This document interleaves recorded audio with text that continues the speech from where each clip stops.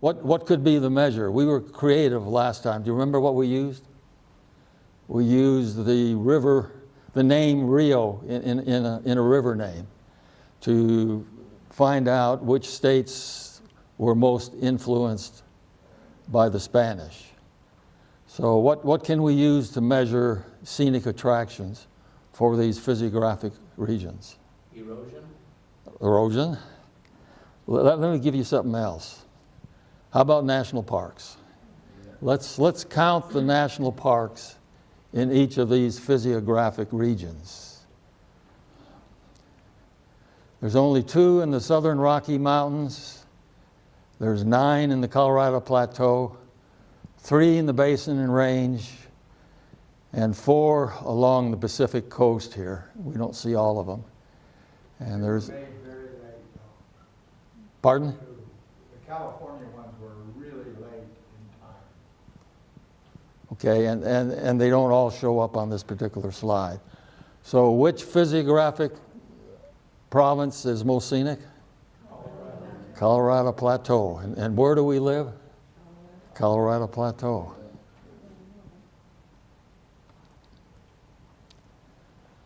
This is a little busy, but let's first start out with which has the most scenery. Areas that have been eroded, or areas that are covered with soils, or where there's deposition.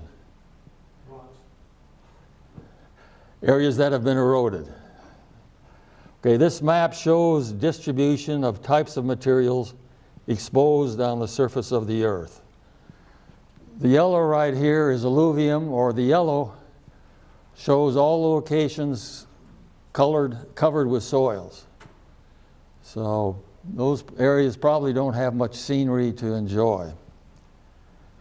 Colorado Plateau is mostly eroded.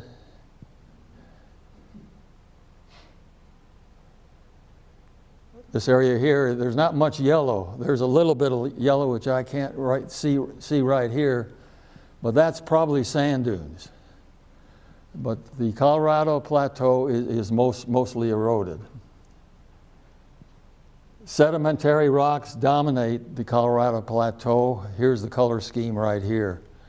But I've highlighted limestone, which is blue, and sandstone, which is tan, because within the sedimentary rocks, those are generally most scenic.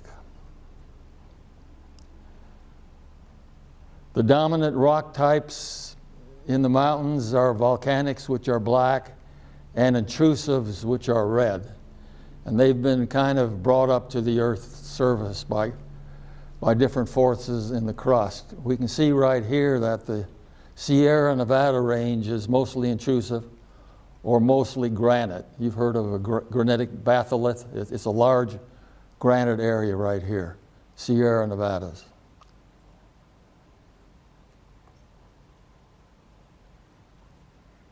Do you recognize where this movie scene was taken? Around that area, Alabama. Who's the cowboy? You don't recognize Kirk Douglas? Sierra Nevada mountain range has a lot of granite, which is rounded when it's weathered. So what you look for right here, you see a lot of rounded rocks. It's probably along the Sierra Nevada, which is close to Hollywood. When I watch Westerns, I try and locate the scene based on the rock types. If the rock is rounded, it's probably along the front of the Sierra Nevada. Which land surface is the most scenic? Cliffs, slopes, or flats? Okay, I think we can all agree on that. Cliffs expose rock. Slopes, the rock is covered by soils and vegetation. Flatlands, few exposures of rock. So what's the scenery? In geology and otherwise, it's the rocks. Colorado Plateau has the most cliffs outside of canyon areas. Cliffs are another measure of scenery. We have national parks, and if we have cliffs, we're going to have some scenery to look at. Sightseeing Potential, the last 4 classes will do some sightseeing by state. New Mexico will lump Arizona and Utah together, Nevada, and then California. But in New Mexico, Wrong button. thank you. In New Mexico right here, the sightseeing probably will be more history than geology. In this area right here, the Colorado Plateau, I think the geology will be more interesting than the history. There's a little bit, but not much of geology and history in Nevada. And when we get into California, I think there'll be more history than there will be geology. Would you take a second and point where the Book Cliffs area is? You know, I know the name, but well, I do too, but I don't know exactly. I can't. The Book Cliffs are between Grand Junction, north of Grand Junction, and north of Green River, Utah, Okay, towards the north. So when you drive to Green River, if you look out the left window, going there from here, you'll see the Book Cliffs in the distance. okay, thank you. Yeah, I think they're off. You can see them probably off of I-70. They're all off of I- I-70 on the left side as you're going. to Right. Utah. Right. Okay. After you cross the Anacline. Okay. When you get into Green River, they have a Book Cliff Elementary, in fact.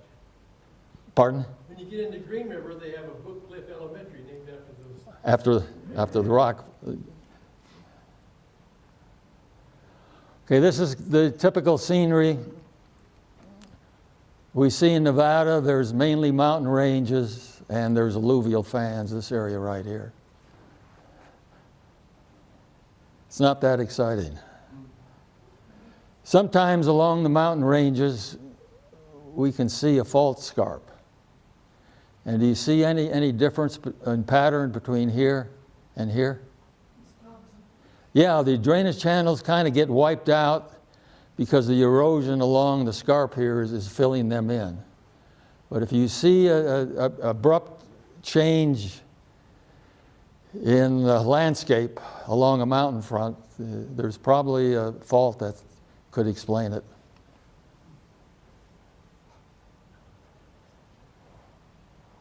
Remember the slide from last week? Where's the spring line? It's right here, right here. But the reason we showed it was that it was suggested that the setback on the banks from the stream probably wasn't caused by erosion of the stream, or it might have been started by erosion of the stream, but continues for another reason other than stream erosion, and that's called cliff retreat. It's fairly simple. We have a resistant rock layer, and this is a cliff, and we have erodible rocks beneath the cap, or resistant layer. The erodible rocks are undercut and collapse, leaving an overhang here, which collapses, and that's how we get retreat. So that's how most of the cliffs we see, particularly in the Colorado Plateau area, move back. And again, this occurs in arid regions where you have a lot of rainfall. Most of you won't see too many cliffs, you'll see rounded slopes.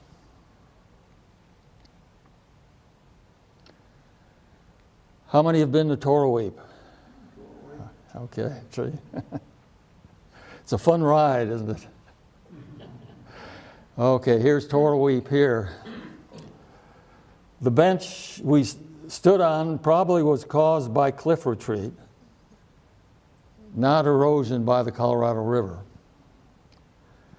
The bench is the Esplanade sandstone formation. You know what Esplanade refers to in Spanish? It's mall area. So it's kind of appropriate that this bench right here is a mall area.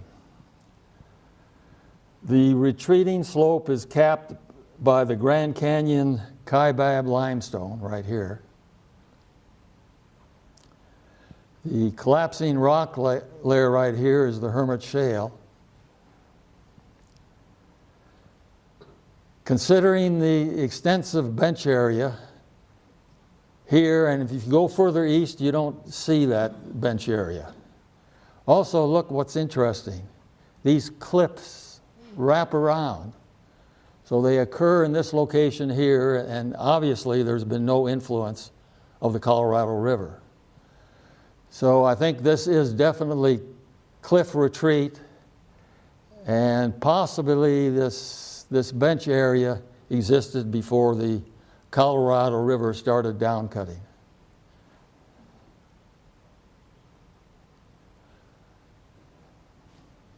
Where is this? You recognize these locations?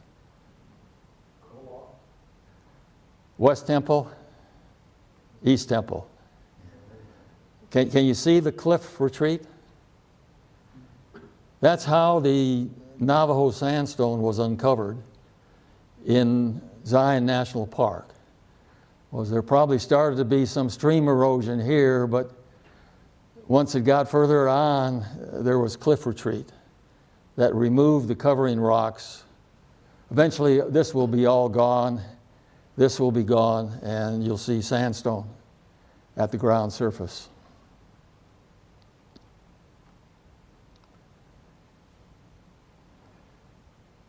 In choreography, we can lose sight of the individual dance steps. We can understand some of the dance steps, but not the choreography. Dance steps with these patterns right here can include extension, compression, uplift, and erosion. But what happens when you put them all together in the choreography? We lose track of the steps, where they occur or when they occur. However, we don't need to understand the choreography to appreciate the landscape. You recognize where we are? How about the Ramada Inn? Zion Outlet Mall. This is Middleton Ridge, or sometimes called Four Master Ridge. Some of the dance steps include volcanics, flowing down a valley, and cliff retreat. There are many steps that we don't recognize. The choreography is changing from a valley to a ridge.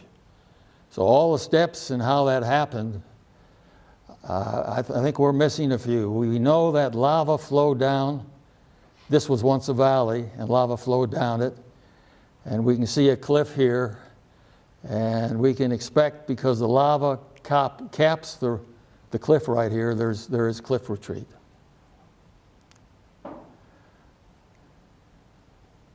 This photo also provides some perspective on time. This cliff is about 200 feet in time, in height. And all of this happened, changing from a valley to a ridge, in about 2 million years. So can we imagine what happened over 200 million years? We can't even figure it out for 2 million years.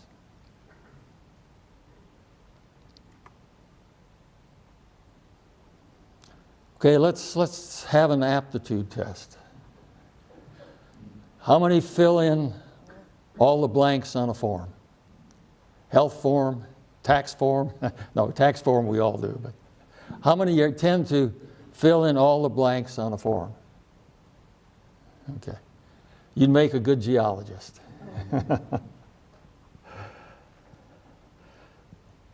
We don't need to be a geologist to enjoy the landscape. I only fill in what I think is significant.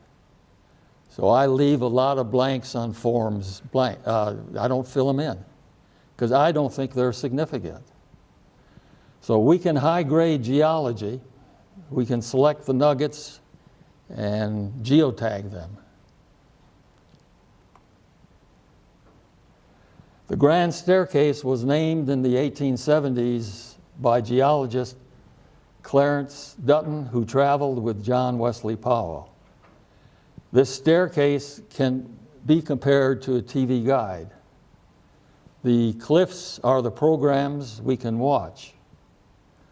I recommend watching the chocolate cliffs, vermilion cliffs, white cliffs, and pink cliffs.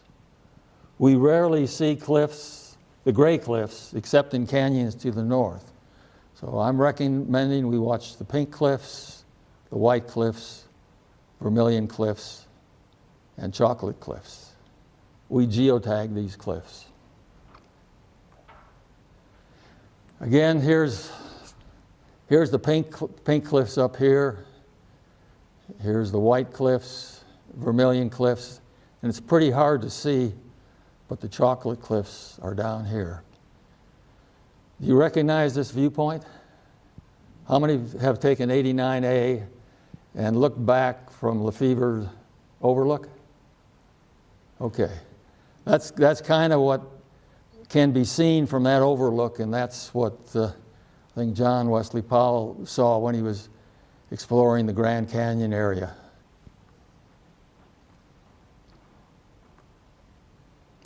Let's go to page 2 of our TV guide. The Grand Canyon shows more cliffs. Again, we don't need to watch every program listed. I recommend watching the Kaibab limestone and the red wall limestone right here. So I tend to ignore everything in between or below.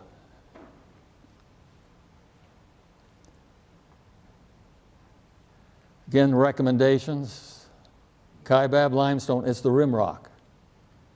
Here's the red wall limestone. So when I go to the canyon, obviously I can find the rim, but sometimes I've got to look twice to find the red wall. But that's what I look for, and that's what I remember in the Grand Canyon. Out of the 20 plus 25 geologic formations and 100 rock layers, and I've combined both the Grand Staircase and the Grand Canyon, I only watch for 6. So I'm interested in the pink cliffs, white cliffs, vermilion cliffs, chocolate cliffs, Kaibab limestone, red wall limestone. So when I travel the Colorado Plateau or in the St. George area, these are the rock layers I'm interested in finding. And I've geotagged them. This again is the list of my geotags for the St. George area and Armijo's travelway through the Colorado Plateau. Being sedimentary rocks, these cliffs will have the same vertical sequence where they haven't been deformed.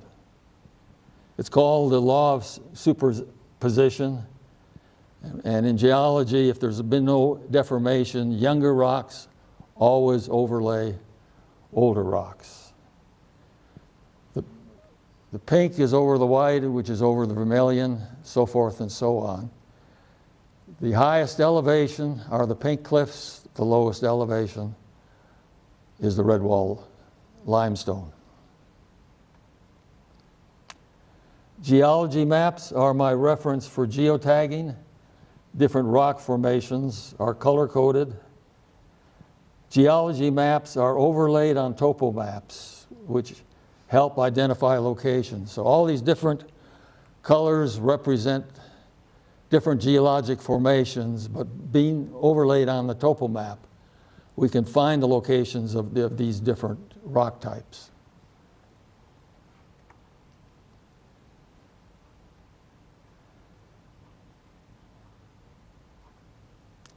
Geology formations, or my geotags, have been overlaid on Google Earth. So all of the white areas are rocks that I have, layers that I have geotagged. And here's St. George, Sand Hollow Reservoir. You can see there's a lot of white, or there are a lot of geotagged rock formations within the St. George area. The tan areas here are sand areas, probably from the Navajo sandstone.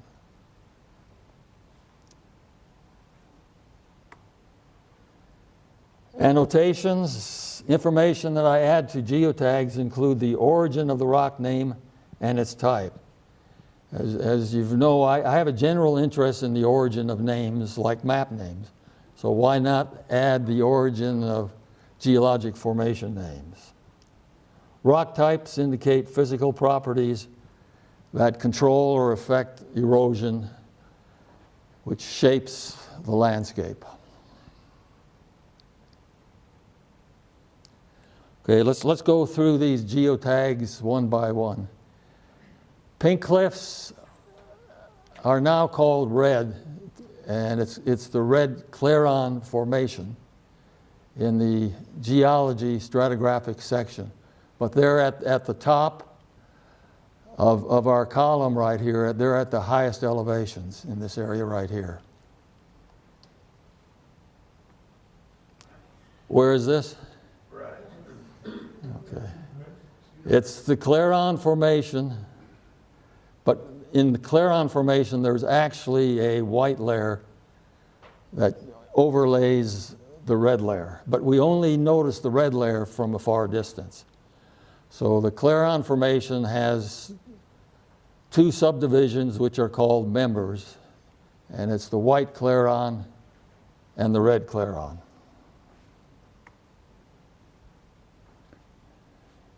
Where is this? Cedar Breaks. You see the Claron formation? Mostly red, there is some white. Cedar Breaks and Bryce similar? Similar rock formation, and they're both located along fault lines which increase the erosion because it's on a slope, higher elevations. So you have pretty intensive erosion of this formation because it's along a fault line. How about St. George? Have you seen the red Claron? You can. What's this? Pine Valley Mountain. Okay, it's a clear day today, so when we go on out, if you look up towards the top of the mountain, you will see some orange or pink layers. And that's the Claron formation. It's the same formation we see in Bryce Canyon and Cedar Breaks. Again, canyon is misleading because it's an amphitheater. It's not really a canyon. You should say that's an intrusion, though. The mountain is a... Yeah, but I'm not interested in the intrusion. I'm only interested in seeing the Claron formation, which I've geotagged. But this is an intrusion which raised everything up, and it also kind of raised up the Claron was higher, but the interest right here is we can see rocks here from St. George that we can see at Bryce and Cedar Breaks.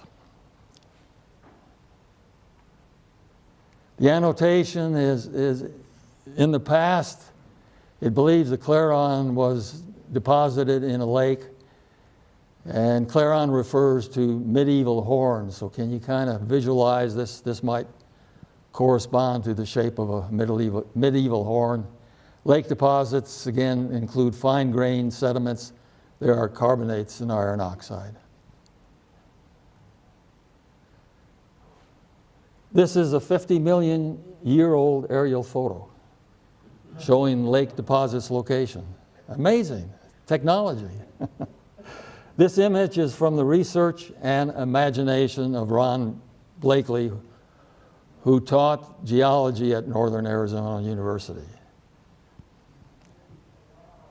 I don't need to remember the age if I remember the vertical sequence. So one of the important things why they assign ages to different rock formations is the older deposits on the bottom and the younger deposits are on top. But if you can remember the vertical sequence, then age can be less important or can be trivia. But this happened about 50 million years ago. Okay, let's get to the White Cliffs. White is leached Navajo sandstone. Fluids have removed the iron oxide, which gives the reddish color to the Navajo sandstone. But here we only see the leached white Navajo sandstone. Where is this? Cyan, white. Great White Throne. So we've got leaching right here in the Navajo sandstone. And generally the leaching is towards the top of the Navajo Formation. Navajo is the celebrity of all the rocks because it has the highest, most massive cliffs, probably most of where we go.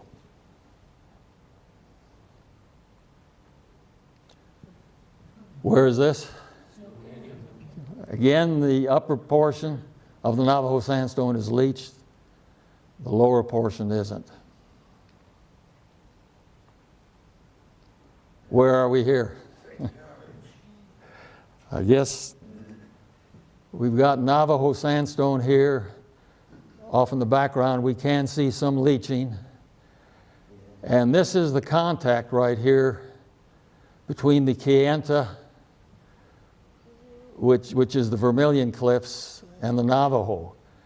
In this case right here, both the Navajo and the Kayenta have pretty much the same color.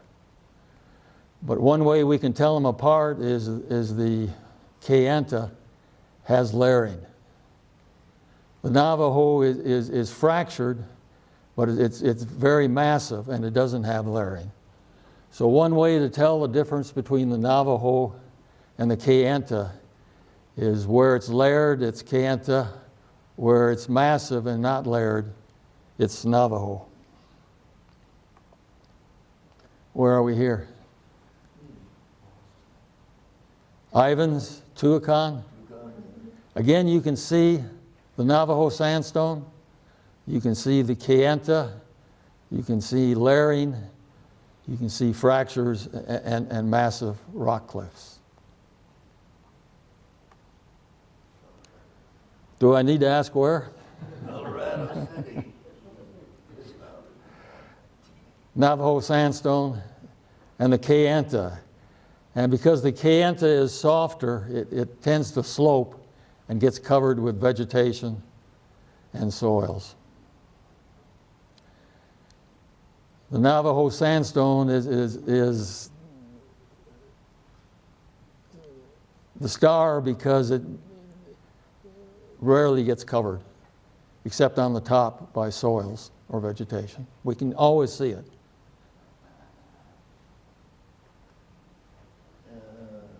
Where is this? Capitol Reef. This probably is Navajo Dome right here. Again, we have leaching of the Navajo sandstone. Capitol Reef is on Water Pocket Fold. This is a slide that didn't show up last week because of the problems. Again, the topic last week were the water pockets. It's on Water Pocket Fold, and the sandstone has pockets which capture and hold water. This may be Capitol Dome back here.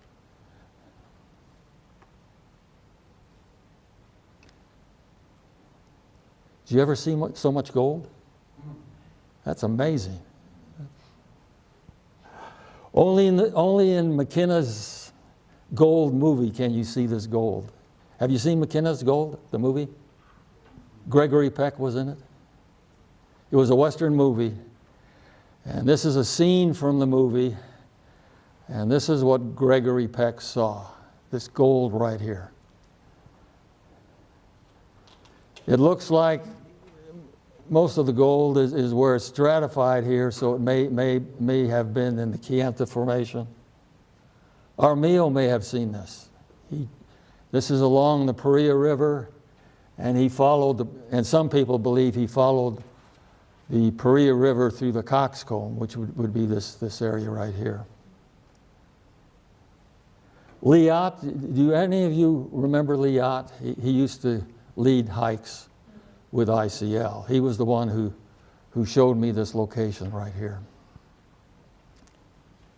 When we went to see it, all the gold was gone. Somebody took it. or the paint scaled off, I'm not sure which. Okay, now forget about Catherine Ross and Paul Newman. Can you see the Navajo sandstone? This probably is the sundial right here. But this is the chocolate cliffs right here. So again, we can see rock formations in the movies. You know where we are?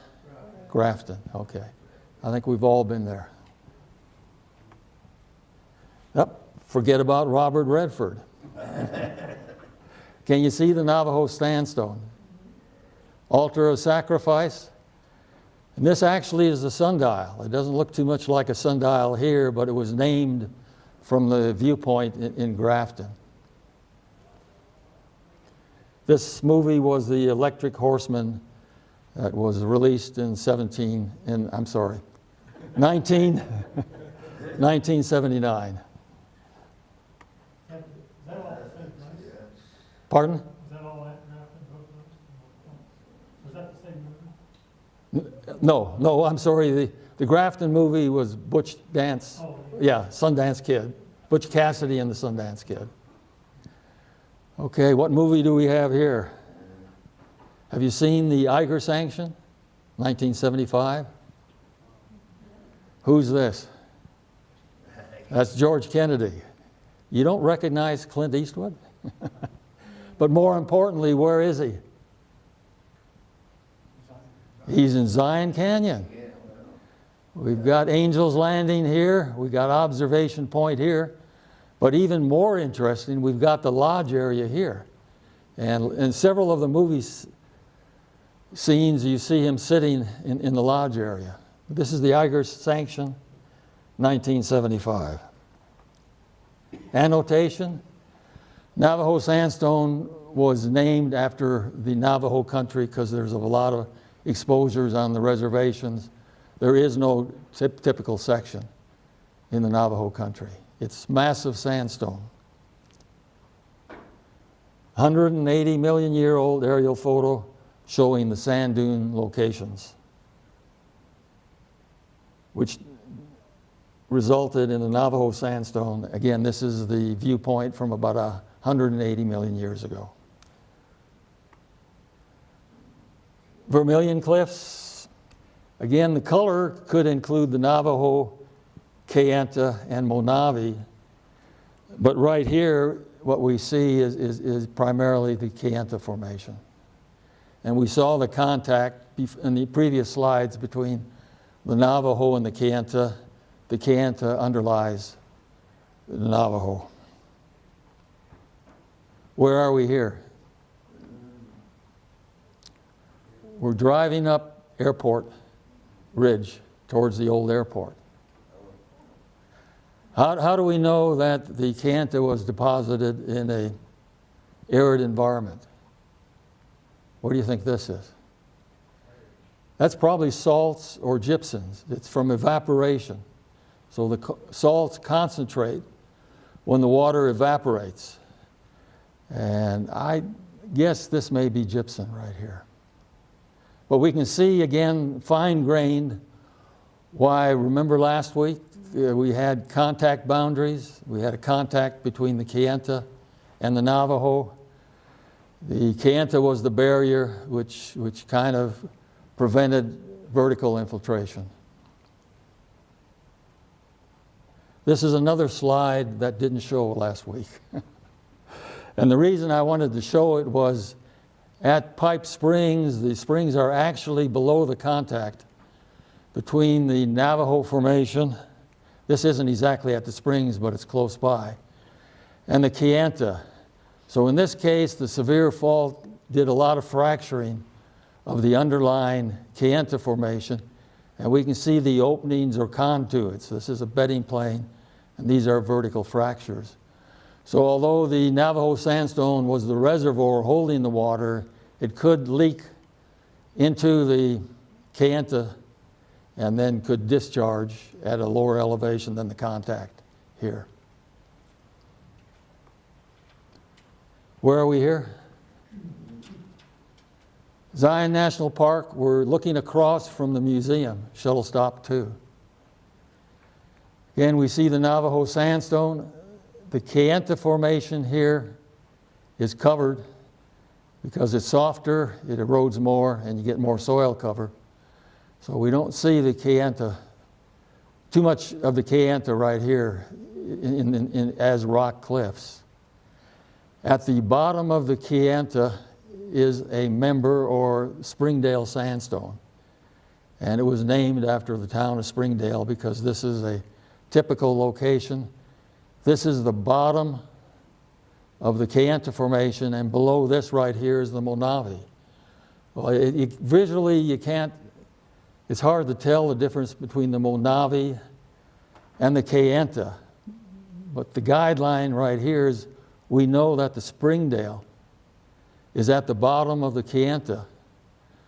So if we can find the bottom of the Kayenta, we can find the start of the Monavi, which is the layer beneath.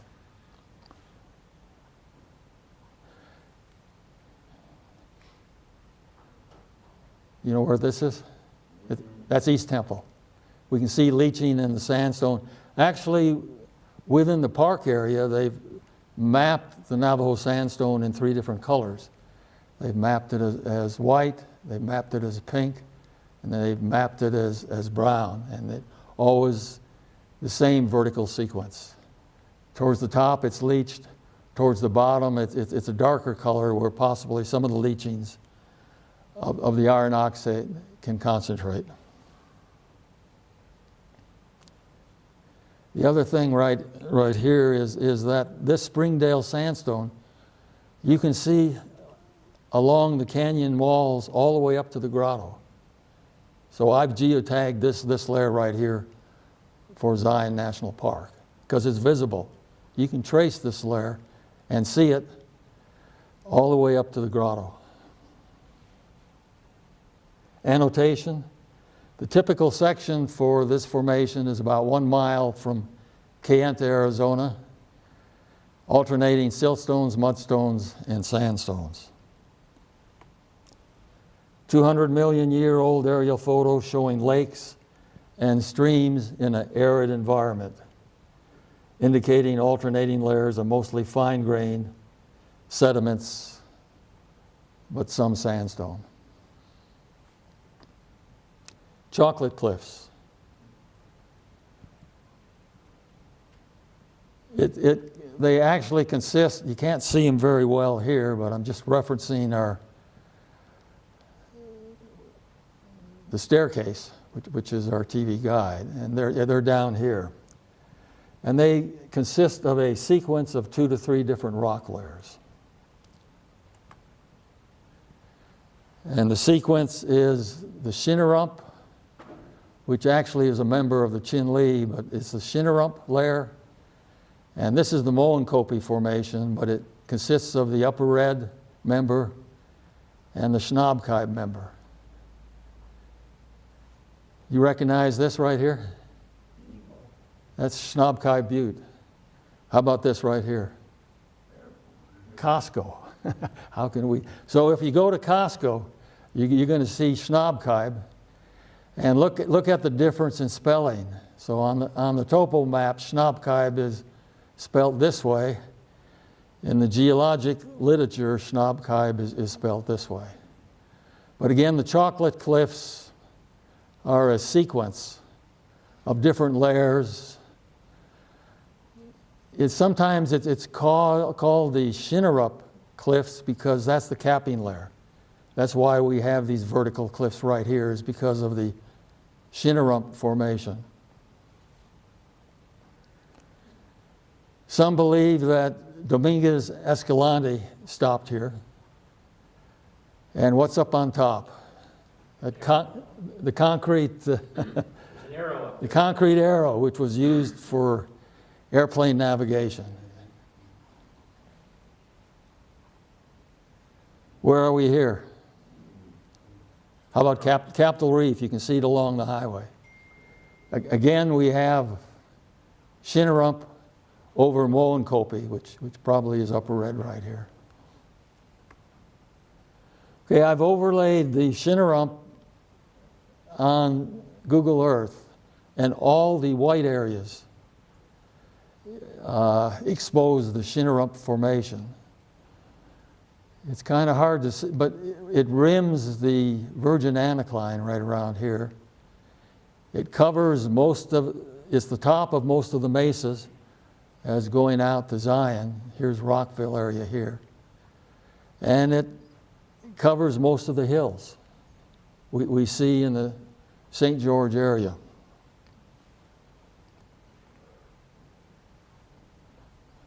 Where are we? We see the Chocolate Cliffs.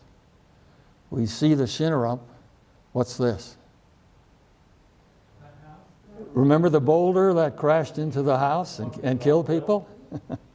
That boulder came from the Shinnerup.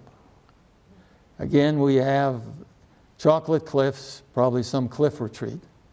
The Shinnerup is massive and tends to protect the layers underneath from erosion, but rockfalls can occur in massive formations. And unfortunately, that's what happened here.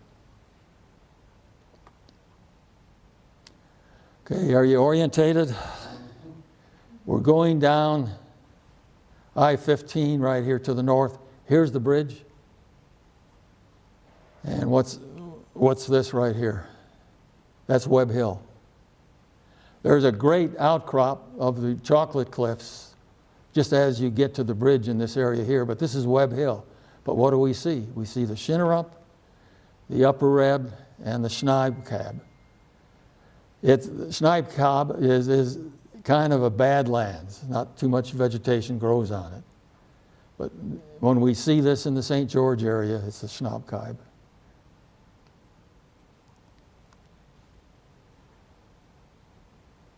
Gooseberry Mesa.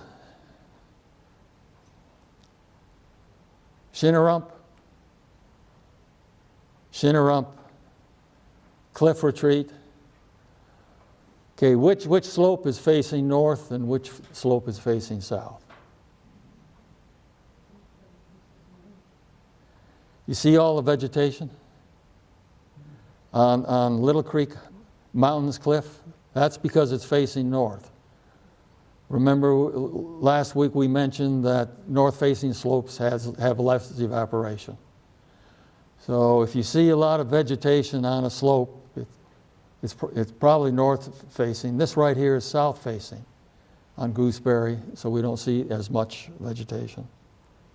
Annotation, agatized wood. And I haven't seen that much petrified wood in the Shinnerup, but above that is the Petrified Wood Formation. Have you heard of that?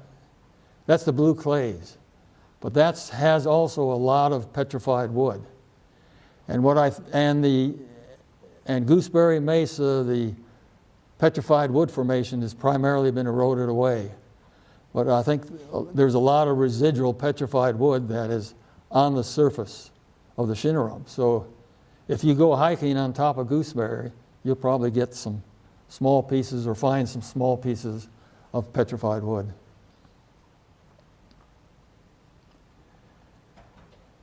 $225 million-year-old aerial photo showing large rivers indicate deposits of coarse material like sands, pebbles, and cobbles. That's what the Shinnerup consists of. This is, if this was the time of Dominguez and Escalante, they would have found their river to the sea, because the rivers actually, I can't quite make it out at this angle, but the rivers actually go to the sea at this particular time. So Dominguez and Escalante were 200 million years late. They should have looked for the rivers during this geologic time. Again, the rivers being passageways, and they wanted a passageway from the Great Basin, which now we realize is closed. They wanted a passageway from Nevada to the coast. Let's get to the Grand Canyon. My geotags: Kaibab limestone, Redwall limestone. On the south rim, there is the Trail of Time. Has anyone walked that? Are you familiar with that? Okay, it's a path along the rim, and it opened in 2010. Each meter walked on the trail signifies 1 million years. Now, the trail is almost 3 miles in length, so length is kind of analogous to the depth of the canyon in time. Around 50 monuments are spaced relative to age, identifying rock formations in the canyon walls, and each has a sample. So this is a sample of the Kaibab limestone. Along the trail are viewing tubes that help locate the rock formations. Waysides have information signs. And this is the start of the trail, so what's at the top of the canyon? It's the Kaibab limestone. Where is this? North rim. It's Angel's Window. It's near Cape Royale. I think many of us have seen it. So you can have windows in limestone. It's water soluble, but it also has a lot of fractures, and I think that's probably the best explanation. But this viewpoint right here is one of the few points on the north rim where we can actually see the Colorado River. It's really difficult going to the north rim and finding the Colorado River because there's been so much erosion which sets back the rim, the north rim. Hurricane Cliffs. Remember now, we're interested in the Kaibab, and that's the blue area here. So the top of the Hurricane Cliffs is the Kaibab limestone. Sand Hollow Reservoir. Down here at the bottom of the Virgin Anticline, we also have some Kaibab limestone. The big difference in elevation right here is because there's been faulting. This is the Hurricane Fault, so there's been displacement. So the sequence in rocks below here is probably pretty much the same, but there's been an offset in the vertical elevation. This area here is called Washington Dome.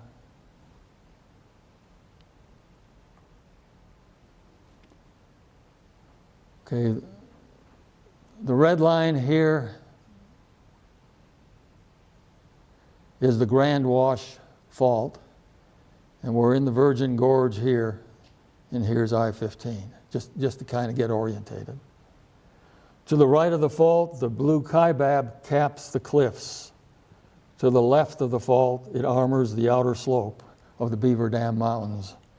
So here it caps cliffs. It's fairly horizontal, but not quite. It tends to be dipping this way.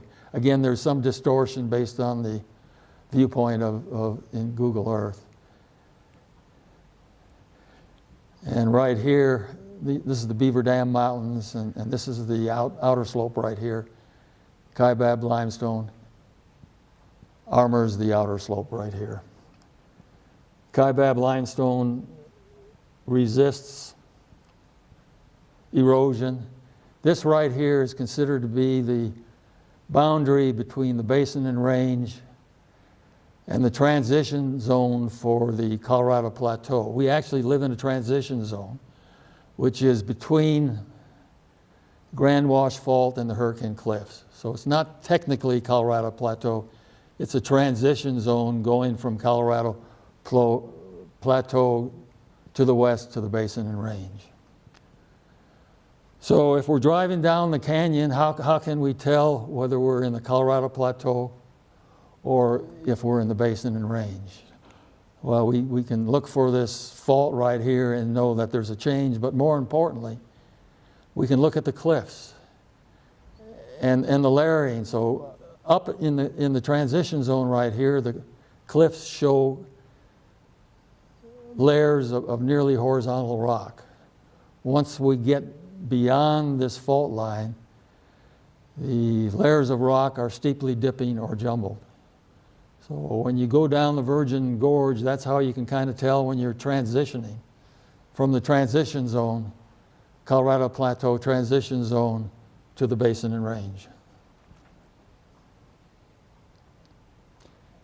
Annotation, probably formation was named after the Kaibab Plateau. Remember, that's the way we get to the north rim. It's massive limestone. 270 million year old shallow sea, which includes limestone deposits. Let's get to the final geotag, red wall limestone. And the rock is actually gray. You can kind of see, this is what we see in the cliffs, but this is the color of the rock in this sample right here. And the red comes from staining from the rocks above. Runoff carries the iron oxide from the rocks above and stains the face of the cliff or the red wall limestone formation right there. Even the rainbow points to the red wall limestone. So that's why it's worth geotagging in the Grand Canyon. Havasu Falls, I think the cliffs here are red wall limestone. Here we can see both the Kaibab and red wall limestones resist erosion. So right here it's kind of armoring the outer slope of the beaver dams. But as we go interior, right here, we can see the red wall limestones pretty well occur along the ridge lines or the high points, where the softer material has been eroded in between. This can be considered that the Grand Canyon has been laid on its side. So we have the same sequence of rock layers. We've got the rim rock, Kaibab limestone here. Within the interior, we have the red wall limestone. And I haven't labeled it, but this is the Precambrian rocks here that we can see in the gorge area at the bottom of the canyon. So next time you look at the Beaver Dam Mountains, think that the Grand Canyon has been laid on its side.